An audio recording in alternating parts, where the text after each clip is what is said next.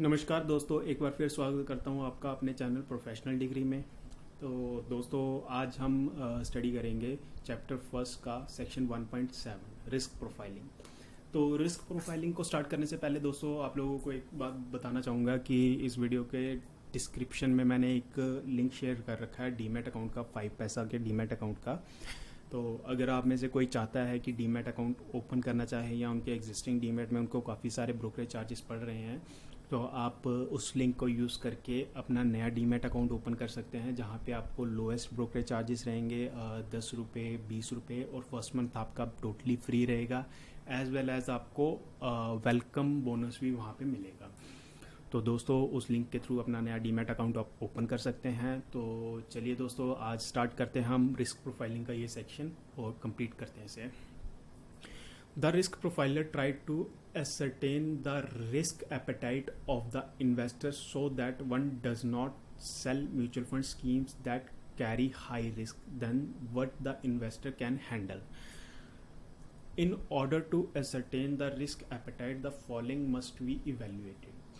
तो दोस्तों, risk appetite risk profiling हो गया कि एक कस्टमर के रिस्क एपेटाइट को जानना, जिसमें एक एडवाइज़र या एक गाइड जान सके कि ये इन्वेस्टर रिस्क हैंडल कितना कर सकता है या रिस्क नहीं हैंडल कर सकता, तो उसी के अकॉर्डिंगली उसे स्कीम दी जाए, ना कि उसे वो स्कीम्स दी जाएं जो उसके रिस्क एपेटाइट को ब्रीच करे, जो उसकी कैपेसिटी है रिस्क हैंडल करने की उसको ब्रीच करे। तो इसके लिए कुछ टर्म्स यहाँ पे यूज़ करी गई हैं, तो चलिए इनके बारे में पढ़ते हैं। The need to take risk, risk लेने की ज़रूरत। The ability to take risk, तो कितनी कैपेसिटी है, एबिलिटी क्या है रिस्क लेने की। The willingness to take risk, तो क्या कस्टमर एग्री करता है रिस्क लेने के लिए। Out of the above, the need to take risk arises when the investor needs higher return to reach one's goal. The ability to take risk refers to the financial ability and the investment horizon, whereas the willingness is linked to the psychological capacity to handle risk. The distributor has to evaluate these three and strike a balance between these whenever there is a conflict. तो दोस्तों, इनमें से अगर हम बात करें तो एक risk arises when the investor need higher return. तो रिस्क कब लिया जाता है, जब इन्वेस्टर को एक हायर रिटर्न चाहिए अपने गोल को जल्दी से अचीव करने के लिए। उसकी एबिलिटी, रिस्क लेने की कैपेसिटी उसकी उसके टाइम हॉरिजॉन के अकॉर्डिंगली, या फिर उसका एग्री होना कि हाँ मैं रिस्क लेने के लिए एग्री करता हूँ, या मैं इस इन्वेस्टमेंट के लिए एग्री करता हूँ, या I understand this information in any kind of this information. हम एक इन्वेस्टर के रिस्क एपेटाइट को जान सकते हैं। The distributor has to evaluate three and strike a balance between these whenever there is a conflict. तो एक distributor का सबसे इम्पोर्टेंट काम है एक इन्वेस्टर के रिस्क एपेटाइट को अंडरस्टैंड करना, उसके अकॉर्डिंगली उसे इन्वेस्टमेंट्स गाइड करना। तो there are various approaches to creating the risk profile of the investor. The distributor is free to choose from these options. Alternately, one can also design one's own method or tool for the same based on the brief discussion mentioned above. तो दोस्तों, एक distributor अपने investor के लिए risk profile बना के उसके risk को अंडरस्टैंड करके अब 3 कैटेगरीज के अकॉर्डिंगली या फिर वो खुद की मेथडोलॉजी यूज़ करता है, उस पर जाके वो अपने इन्वेस्टर का रिस्क एपेटाइट चेक करके उसको इन्वेस्टमेंट्स गाइड कर सकता है। तो आज के लिए दोस्तों इतना ही। अब नेक्स्ट वीडियो में हम डिस्कस करेंगे सेक्शन 1.8 अंडरस्टैंडिंग एसेट एलोकेशन। तो आज के लिए दोस्तों इजाज़त दीजिए। अगर आपको ये वीडियो अच्छा लगा हो प्लीज़ लाइक करिएगा, शेयर करिएगा वीडियो को और सब्सक्राइब भी करिएगा। Thank you. नमस्कार दोस्तों, एक बार फिर स्वागत करता हूँ आपका अपने चैनल प्रोफेशनल डिग्री में। तो दोस्तों, आज हम चैप्टर फर्स्ट का सेक्शन 1.8 पढ़ेंगे अंडरस्टैंडिंग एसेट एलोकेशन। तो दोस्तों किसी भी इन्वेस्टमेंट का सबसे इम्पोर्टेंट पार्ट रहता है एसेट एलोकेशन। आपको जैसे पता ही है कि काफ़ी सारी इन्वेस्टमेंट अपॉर्चुनिटीज़ मार्केट में अवेलेबल हैं और उन्हें हम एसेट्स बोलते हैं। एंड हर एक एसेट की अपनी ही एक इन्वेस्टमेंट है, अपनी ही एक इम्पोर्टेंस है। लाइक हम एफडी को भी अवॉइड नहीं कर सकते, स्टॉक मार्केट को भी अवॉइड नहीं कर सकते, क्योंकि हर एक इन्वेस्टमेंट अपॉर्चुनिटी हमारे लिए इम्पोर्टेंट है। तो चलिए आज दोस्तों स्टडी करते हैं कि किस तरीके से हम एसेट एलोकेशन कर सकते हैं। The basic meaning of asset allocation is to allocate an investor's money across assets categories in order to achieve some objective. In reality, most investors' portfolio would have the money allocated across various asset categories. However, in many such cases, the same may be done without any process or rationale behind it. तो दोस्तों जैसे कि यहाँ पे भी बोला गया है कि एसेट एलोकेशन एक इन्वेस्टर के मनी को डाइवर्सिफाइड करने के लिए या अलग अलग एसेट्स में डालने की categories in order to achieve some objective, तो किसी टारगेट को, गोल को अचीव करने के लिए रहता है। In reality most investor portfolio would have the money allocated across various asset categories. तो काफ़ी सारे इन्वेस्टर्स का जो पैसा है अलग अलग एसेट्स में डिवाइड हुआ होता है, चाहे वो प्रॉपर्टीज़ हो, बैंक एफडीज हो, या इंश्योरेंस हो, या फिर म्यूचुअल फंड्स या स्टॉक। बट जो भी ये एलोकेशन रहती है ये किसी सिस्टमेटिकल वे में नहीं रहती है।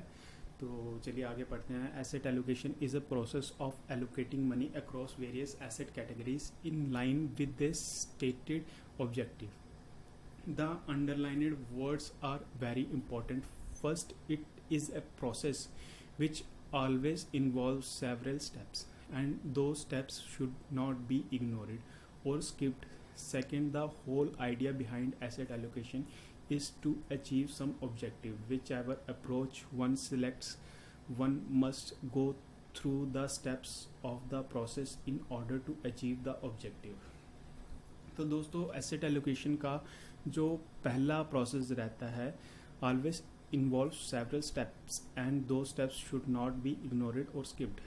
तो इसमें काफ़ी सारे स्टेप्स हमें फॉलो करने होते हैं जिन्हें हम स्किप नहीं कर सकते। तो क्या स्टेप्स वो रहते हैं वो यहाँ पे दिए नहीं गए, बट हम ये कह सकते हैं कि इसमें हमें रिस्क रिवॉर्ड रेशियो देखनी पड़ती है या रिस्क एपेटाइट देखना पड़ता है एक इन्वेस्टर का, जिसके अकॉर्डिंगली हम उसके अकॉर्डिंगली एसेट को एलोकेट करते हैं। फर्स्ट ऑफ ऑल ये स्टेप रहेगा। एंड देयर आफ्टर रह गया कि इन्वेस्टर का टाइम हॉरिजॉन क्या है, कितने टाइम के लिए वो पैसा चाहता है, कितने टाइम के बाद उसको पैसे की रिक्वायरमेंट, किस अमाउंट की रिक्वायरमेंट पड़ सकती है, या उसकी रिटायरमेंट। तो काफ़ी सारे इसमें स्टेप्स रहते हैं जिन्हें हम देख सकते हैं, देख के एक एसेट एलोकेशन क्रिएट करते हैं जिन स्टेप्स को हम अवॉइड नहीं कर सकते। And second, the whole idea behind asset allocation is to achieve some objective. तो जिस तरह से मैंने टाइम हॉरिजॉन की बात करी, उसकी नीड की बात करी, तो ये ऑब्जेक्टिव्स हम यहाँ पे इसे बोल सकते हैं। तो नीचे आ जाते हैं। There are popular approaches to asset allocation. तो यहाँ पे जो मेजर एसेट एलोकेशन अप्रोचेस हैं वो ये रहेंगी। Strategic asset allocation. Strategic asset allocation is allocation allied to the financial goals of the individual. It considers the return required from the portfolio to achieve the goal given the time horizon available for the corpus to be created and the risk profile of the individual. तो strategic asset allocation जो है financial goals को लेके रहता है एक individual के लिए, जिन्हें रिटर्न्स के लिए कंसीडर किया जाता है किसी गोल को अचीव करने के लिए उसका पोर्टफोलियो इस तरह से डिज़ाइन हो और एक पर्टिकुलर टाइम पीरियड के अंदर वो चीज़ हो जो कॉर्पस उसे रिक्वायर्ड है वो क्रिएट हो सके, उसकी रिस्क प्रोफाइल देख के और उसका रिस्क एपेटाइट देख के। In other words, it is an approach to maintain a target allocation across various assets categories.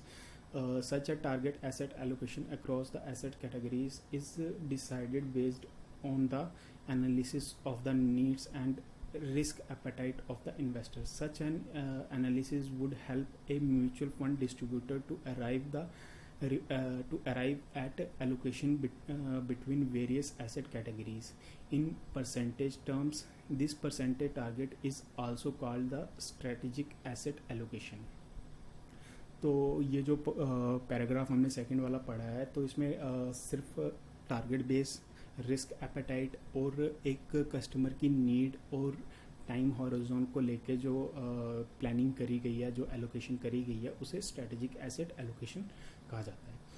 Tactical asset allocation, as opposed to the strategic asset allocation, one may choose a dynamically change the allocation between the asset categories. The purpose of such an approach may be to take advantage of the opportunities presented by various markets at different points of time, but the primary reason for doing so is to improve the risk adjusted return of the portfolio.